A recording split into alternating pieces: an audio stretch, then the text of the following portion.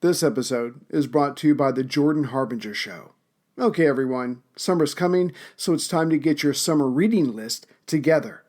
But there are going to be times when you're too tired to hold a book or some electronic device.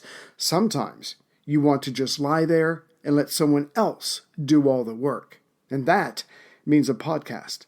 And I recommend that podcast be a top-shelf podcast named Best of Apple in 2018. One that brings on fascinating people, athletes, authors, and scientists, to mobsters and spies. I'm talking about, of course, the Jordan Harbinger Show. Either entertain me or inform me, and that's what Jordan does with each and every episode. Let me recommend two specific episodes to you. I suggest listening to episode 655, David Eagleman, How Our Brains Construct Reality, and episode 662, Daniel J. Levitin, How to Think Critically in the Post-Truth Era. You can't go wrong with adding the Jordan Harbinger Show to your rotation. It's incredibly interesting. There's never a dull show. Search for the Jordan Harbinger Show, that's H-A-R-B as in boy, I-N as in Nancy, G-E-R, on Apple Podcasts, Spotify, or wherever you listen to podcasts.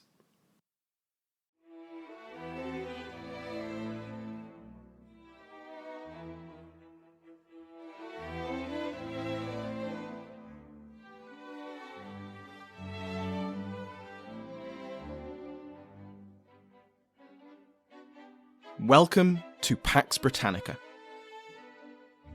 Season 2, Episode 47, Inchiquin and Broghill.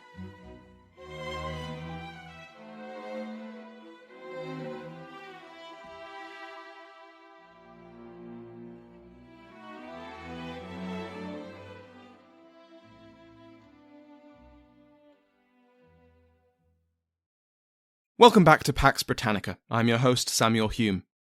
Before we begin today, I'd like to thank my Patreon House of Lords, which has seen some changes.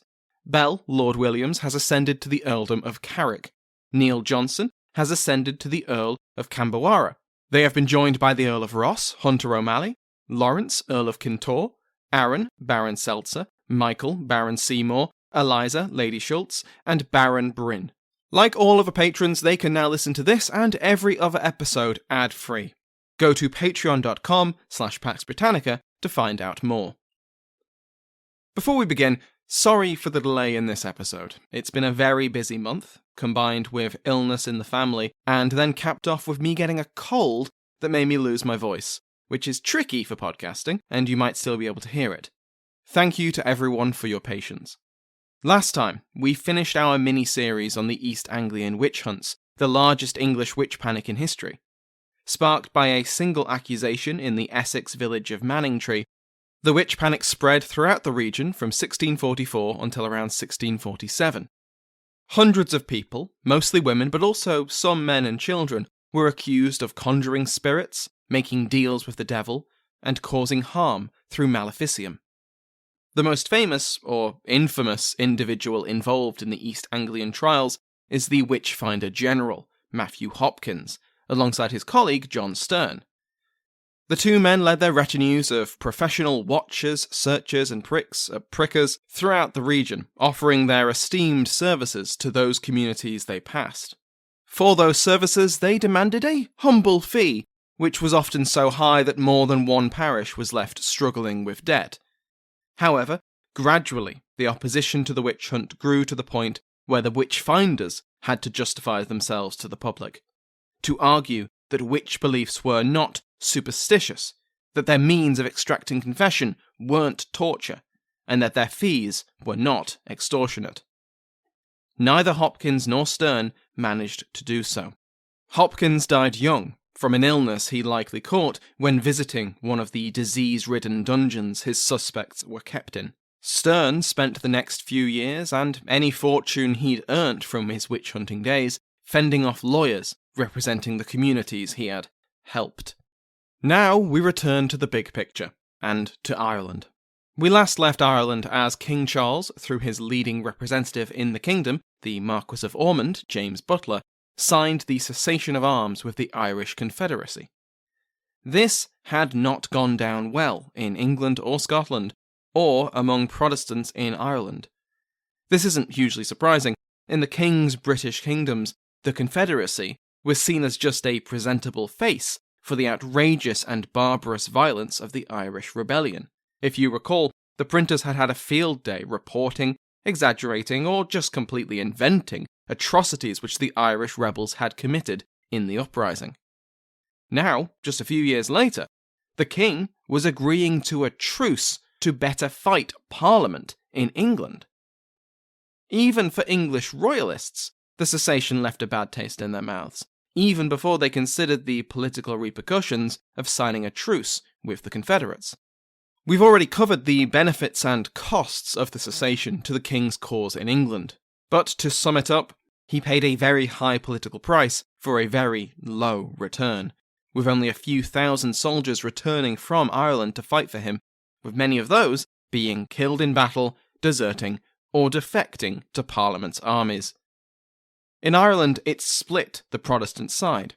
Ormond remained, in theory, the commander-in-chief for all Protestant forces, which included the Scottish Covenanters in Ulster, commanded by Monroe. But that had always been a very tenuous chain of command, and the cessation, and then the Solemn League and Covenant, shattered that convenient lie. The war between the Confederates and the Covenanters continued.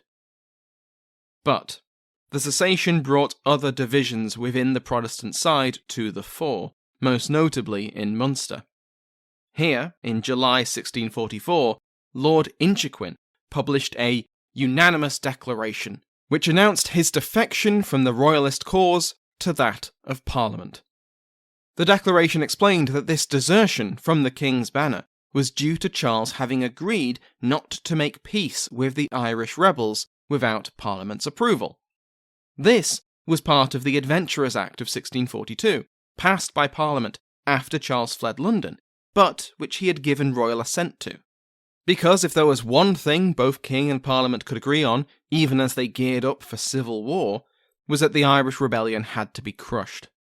But now, here was Charles going back on his word, in order to better focus on fighting his own Protestant subjects. It was an appalling betrayal. Inchiquin made sure to send copies of his declaration to the King, to the English Parliament, and to the Committee of Both Kingdoms, as well as to Ormond himself. A week after his defection, and in a coordinated action, cities under Inchiquin's control throughout Munster expelled their Catholic citizenry to prevent any treachery, now that they had rejected the cessation. But all was not well in Inchiquin's outpost of parliamentary Protestantism, and here we have to get stuck into the deeply complex and interconnected world of Irish dynastic politics. The first family we need to know are the Boyles. We've met the Boyles before. They were a New English family who rose to prominence on the efforts of Richard Boyle, who was made the first Earl of Cork in 1620. This was the Earl of Cork who Lord Deputy Strafford tried to humble as best he could, such as when he famously had the Earl remove the tomb of his late wife from Dublin Cathedral. The first Earl of Cork would die in 1643, on the same day the cessation was signed, leaving his eldest surviving son, also called Richard, as the second Earl of Cork. The new Earl of Cork travelled to Oxford to meet with the king, and to campaign to prevent Lord Inchiquin being named as the President of Munster over the winter of 1643-44. Inchiquin was the primary rival of the Boyle family in the province, and Cork was following in his father's footsteps, even if the kingdoms were stricken by civil war. But another Boyle child was Lord Broghill, who was one of Inchiquin's most important subordinates. He followed Inchiquin into defecting from the king, and was governor of one of the cities which had expelled Catholics. So, what's going on here? Why is one brother sticking with the king against his family's chief rival, while another brother turns against the king alongside that same rival? And the answer is, unsurprisingly, complicated. Partly, Broghill was motivated by the cessation. Aside from any moral concerns with making peace with the Catholic rebels, Broghill saw the cessation as damaging the Protestant position in Ireland. Their garrisons were to be shipped back to England to fight and die in the king's wars against other Protestants. This had been the main point of the cessation, after all, but it meant that the Confederacy further secured their position at the expense of the Protestant English. Again, not counting the Covenanters in Ulster, who never agreed to the cessation and where the war kept going. This was quite a common perspective, as we've seen, and especially common amongst Irish Protestants. The other major reason for Broghill standing by Inchiquin, the enemy of the Boyles, was that remaining with the king meant standing alongside the Marquis of Ormond, who was another enemy of the Boyles. Worse, Ormond was deeply connected to the Confederacy through familial ties. Patrons of the rank of Earl and higher received a bonus episode covering Ormond's early life. While Ormond was himself a Protestant, many of his family members were not, and he counted among his relatives the Viscounts Muskerry and Mountgarrett, both of whom were leading members of the Confederacy. Could he really be trusted to lead the Protestant cause in Ireland? And even if he could he be trusted with the future of the Boyles? Closer ties to England and to the English Parliament was the best way to secure Protestantism and the Boyle family in Ireland, as Broghill saw it. In a way, both the new Earl of Cork and his brother, Lord Broghill, were continuing their father's legacy, just in different ways. Cork, like his father, placed service to the crown and the security of his family's position in Munster as his top priority, even if it meant standing by a deeply unpleasant cessation. Broghill, like his father, placed his Protestant faith and the security of his family's position in Ireland as his top priority, even if it meant standing by the deeply unpleasant Inchiquin. Where the first Earl of Cork had been able to pursue both priorities at once, he had lived in much, much simpler times. His sons had to pick and choose.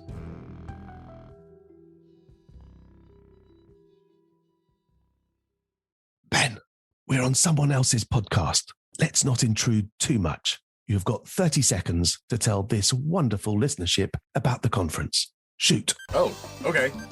Intelligent Speech is back. Again, it's a conference that brings together your favorite educational podcasters with their fans in an intense one-day online extravaganza. It's all happening online on June 25th, starting at 10 a.m. Eastern Standard Time.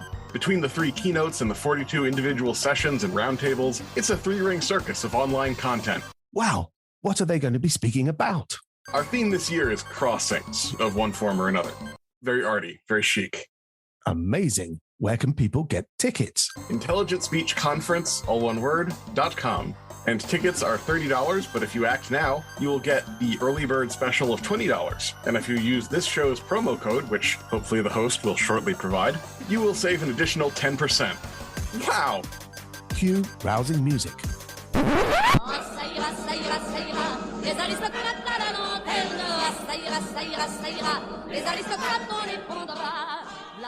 Use code AGORA to get 10% off tickets.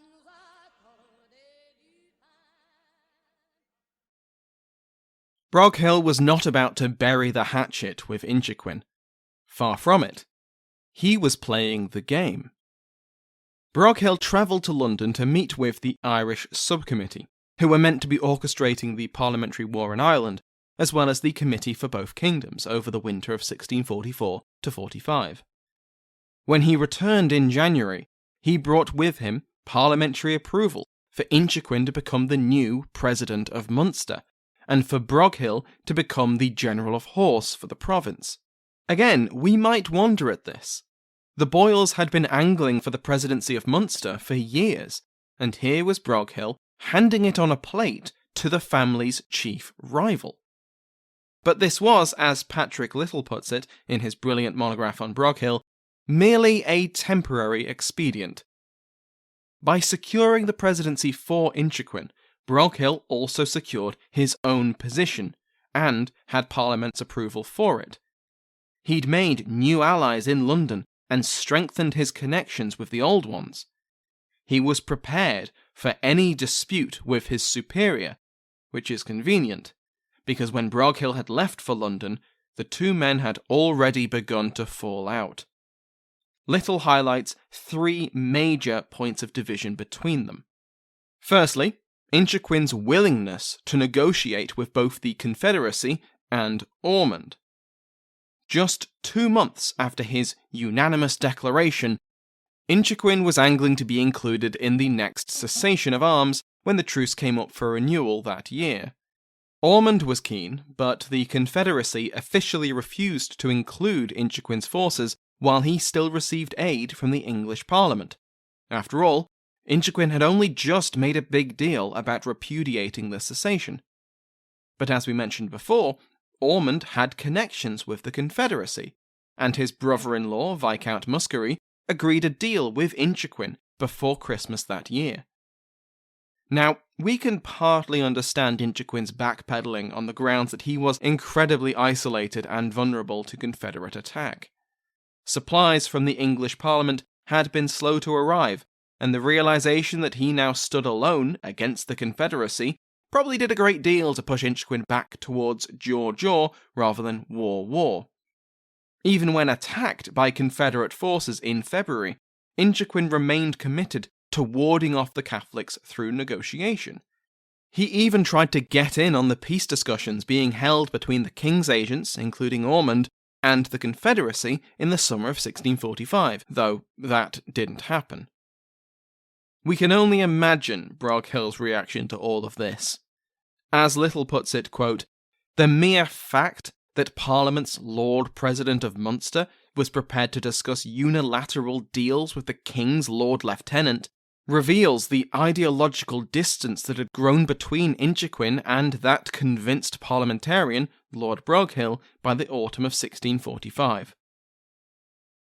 Little points out that Inchiquin must have been aware of his subordinates' opposition to this strategy, as his diplomatic efforts were most active when, coincidentally, Broghill was away, either in England or elsewhere in Ireland.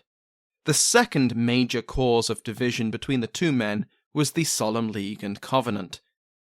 Broghill had quickly imposed the oath on his men once he defected from the Royalist side, but Inchiquin, eyeing the dangerous military situation and wanting to avoid an immediate attack, issued a declaration, essentially criticising the rash behaviour of his subordinate. Both men were viewing the same problem, their weakness in the face of Confederate strength, and coming to different conclusions. Inchiquin wanted to delay any Irish attack until parliamentary supplies and reinforcements could arrive, and signing the Solemn League and Covenant would almost certainly invite an attack before any ships set sail from England.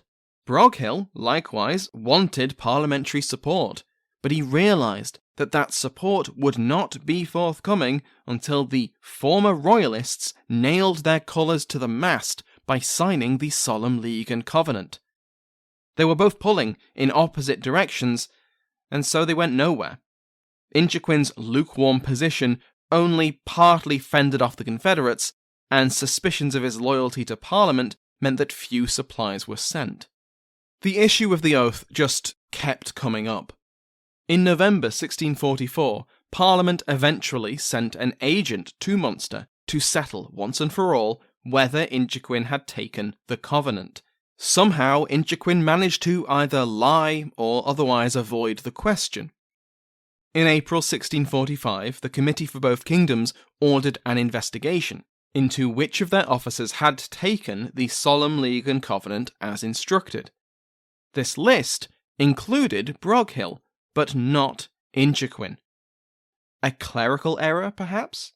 Did Inchiquin just forget to fill out the forms and post them back? Not according to an intercepted letter from the Royalist Earl of Digby, sent to Ormond, which expressed the hope that Inchiquin could be won back to the Royalist side.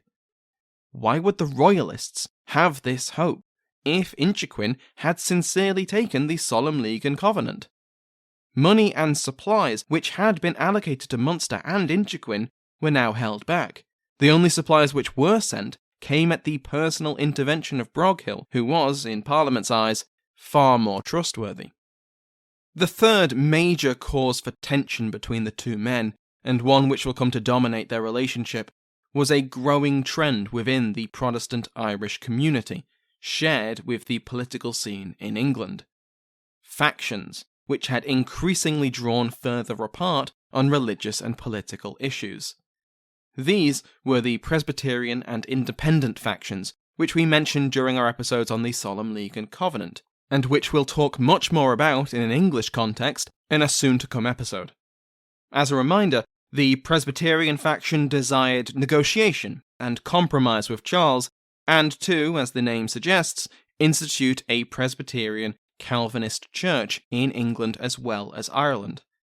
The Independents were much more determined to see the king defeated, not negotiated with, defeated on the field of battle, and to produce a religious settlement which allowed for freedom of worship for most Protestants. As always, these priorities aren't set in stone or applied evenly, but they're helpful for understanding the complicated politics of revolutionary England. These factions related differently with Ireland. The Presbyterian desire for a compromise peace would include the Ormondists in Ireland, those Protestants who allied with the Lord Deputy, as well as the Scottish Covenanter forces in Ulster. The Earl of Essex, Parliament's commander-in-chief, for now, was counted among the Presbyterian faction. Essex's half-brother was the Earl of Clanrickard, a Catholic and an ally of Ormond. So naturally, Inchiquin found support from the Presbyterian faction. The Independents took a very hard line on the Irish issue, and through their dominance of the Committee for Both Kingdoms, they exerted their influence over the Irish Affairs Subcommittee. The Independents wanted Ormond gone. They despised the cessation, and they favoured a very harsh policy against Irish Catholics. So naturally, Broghill found himself aligned with these Independents.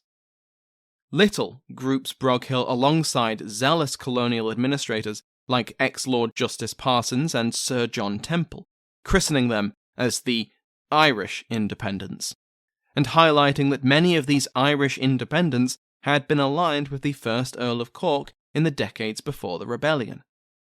Their aims remained much the same now as they did then. They desired the reformation and civilization of the native Irish through extensive plantation, and they opposed Ormond and the Butlers. The English Independents were also very concerned about Scottish influence over English affairs, and they absolutely included Ireland as an English affair. While initially supportive of the Covenanter invasion in Ulster on a purely military level, they were wary of allowing the Scots too much of a say in both the prosecution of the war in both England and Ireland and the eventual peace with the king. After the signing of the Solemn League and Covenant and the dramatic involvement of the Covenanter Scots in the English War, the Scots' influence slowly began to fizzle out.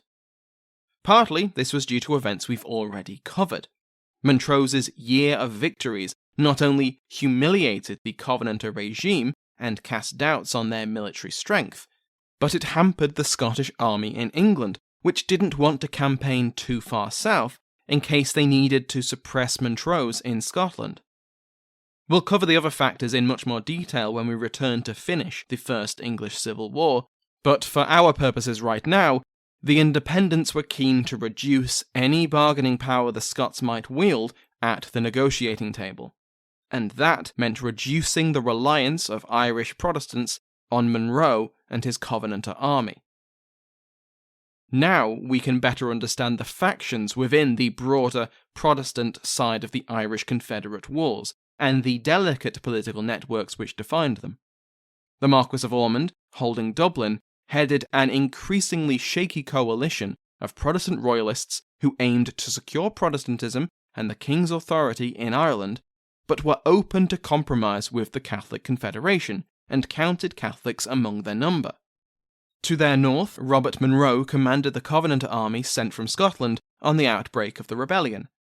Now reduced in size from casualties and from transfers back to Britain, it was still a serious threat, but it suffered from the Presbyterians independents and Covenanters jockeying for position and influence in Britain. In the south, Lord Inchiquin's defection complicated matters even further.